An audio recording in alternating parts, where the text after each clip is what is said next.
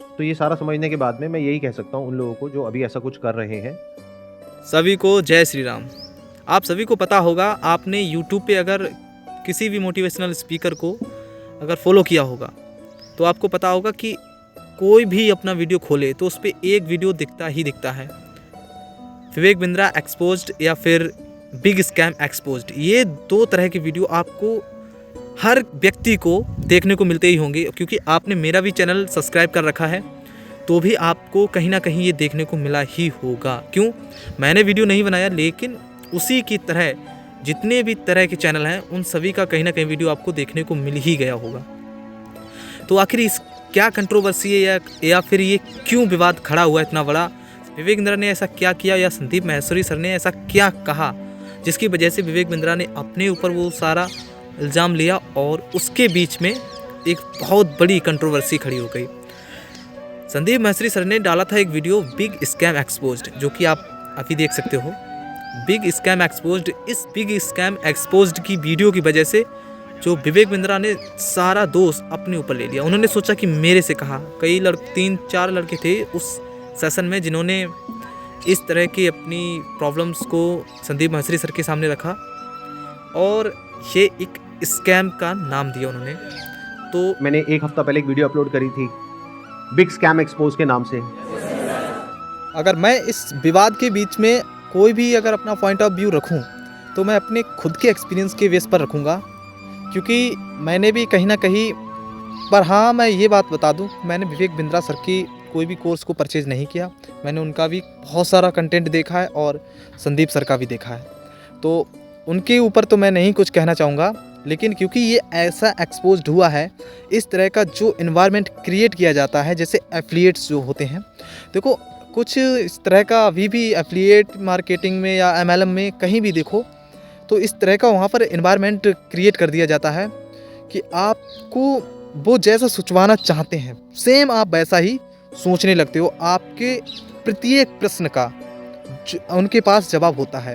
इस तरह से आपको सिखाया जाता है, इस तरह से आपके माइंड सेट को चेंज किया जाता है। बिल्कुल आपके माइंड को मतलब एक तरह से रिन्यू कर दिया जाता है, बिल्कुल चेंज।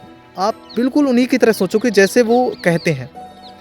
और आप कोई भी आपने अगर अपना लक्ष्य डिसाइड किया होगा तो उस लक्ष्य को छोड़कर आप उनके पीछे भागने लगोगे।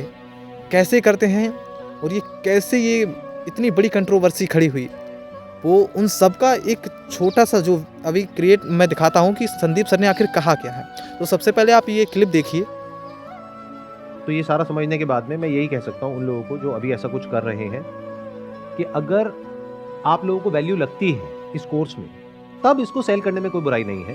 लेकिन अगर आपको खुद को समझ आ रहा है कि इस कोर्स में कोई दम नहीं है और फिर भी आप उसको सेल कर रहे हो, चाहे फिर वो कोई कोर्स हो, चाहे कोई प्रोडक्ट हो, चाहे सर्विस हो, कुछ भी हो, तो वो एक फ्रॉड है। और वो लोग जो मुझे अभी वीडियो में देख रहे हैं, अगर आप जेन्युइनली मुझे फॉलो करते हैं तो मैं आपको ये रिकमेंड करूंगा कि अगर आपके साथ में ऐसा कुछ हो गया है तो जहां जहां भी आप जा करके बोल सकते हैं, ऑनलाइन ऑफलाइन बोलिए, क्योंकि आपके साथ तो जो होना था वो हो गया। एटलीस्ट और लोगों के साथ में ये चीज ना हो, उसको रोकने के लिए ये आपकी रिस्पॉन्सिबिलिटी है कि आप लोग इस अवेयरनेस को स्प्रेड करें। तो जैसा कि आपने इस क्लिप में देखा कि आखिर संदीप सर ने कोई गलत बात नहीं की ना, उन्होंने सीधा डायरेक्ट नाम रखा, उन्होंने सब कुछ सही से समझाया है कि ऐसे ऐसे हुआ है। उन्होंने नाम तो लिया नहीं किसी का कि नहीं विवेक बिंद्रा सर ने ही ऐसा किया या फिर किसी ने भी किया, लेकिन विवेक बिंद्रा सर ने अपने ऊपर ये बात ली। उन्होंने कहा कि मेरे ऊपर, क्योंकि वो ही सबसे बड़े एक तरह के यूट्यूबर हैं, तो वो सारी कंट्रोवर्सी एक तरफ हो गई। आप सभी ने इंस्टाग्राम, यूट्यूब, फेसबुक, इन सभी जगहों पर एक तरह के एड्स देखे ही होंगे।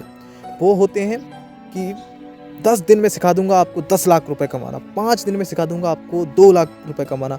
अगर आपने ये कोर्स देखकर 10 लाख रुपए ना कमाए तो सारे पैसे वापस कर दूंगा। ये वेबिनार फ्री में है, आपको मैं 5 लाख रुपए कैसे कमाता हूँ, देखिए गाइस मैंने इतने रुपए कमाए हैं। इस तरह के बहुत सारे वीडियो आपने देखे होंगे जो कि एड्स के माध्यम से रन किए जाते हैं। उसमें हमारे यूथ को, जैसे कि मैं या फिर कोई भी ऐसा व्यक्ति हो सकता है जो कि मतलब अभी जिसकी एज लगभग 16 से 30 या 32-35 साल के बीच में है, उन सभी को टारगेट किया जाता है और उन्हें इस तरह के एनवायरनमेंट में मतलब ढाल दिया जाता है। इस तरह से उन्हें एक मतलब इस तरह से उनके माइंड में ये बातें सेट की जाती हैं कि भाई, क्योंकि हम सभी को कहीं ना कहीं पैसे की ज़रूरत होती है और आपकी उसी नीड को पहचानते हैं कि हाँ, इसे पैसे की आवश्यकता है। किसी ना किसी तरह से इस तरह से फैमिलियर होते हैं कि आपको लगेगा कि ये रियलिटी में मेरा अच्छा चाहता है, और आपको दिखाएंगे कुछ और बेचेंगे कुछ और। ये रियलिटी है, क्योंकि मैंने भी ये देखा है। आप कोई और चीज़ सीखने जाते हो तो आपको वो कहीं ना कहीं धीरे धीरे से एफिलिएट बना देते हैं। मतलब आपने सोचा कि मैं आज सीखूंगा, जैसे मान लो मुझे सीखनी है, शेयर मार्केट सीखना है, ठीक है, कैसे क्या होता है सब कुछ मुझे सीखनी है, ट्रेडिंग सीखनी है, तो आपको लेके आएंगे ट्रेडिंग के माध्यम से कि हाँ, इसमें ट्रेडिंग का कोर्स है। लेकिन कोर्स होगा पर उसमें इतनी गहराई नहीं होगी। पर आपको एफिलिएट मार्केटिंग की पूरी ट्रेनिंग दी जाएगी, कैसे लोगों को मतलब उसमें लाना है, क्या सारा इन्वायरमेंट क्रिएट कर दिया जाता है इसी में। तो ये कहीं ना कहीं एक स्कैम है, जो आप दिखाया जाता है वो रियलिटी नहीं होती है। और वही बात संदीप सर ने भी कही है कि आपको दिखाया कुछ और गया और वहाँ भिजवा दिया जाता है फिर आपको, कि जब तक बेचोगे नहीं तब तक आपको कमीशन नहीं मिलेगा। यानी कि आपको एफिलिएट बनना ही सिखाया जाता है। इसी के सपोर्ट में मैं भी हूँ। तो संदीप सर, मैं आपके साथ हूँ।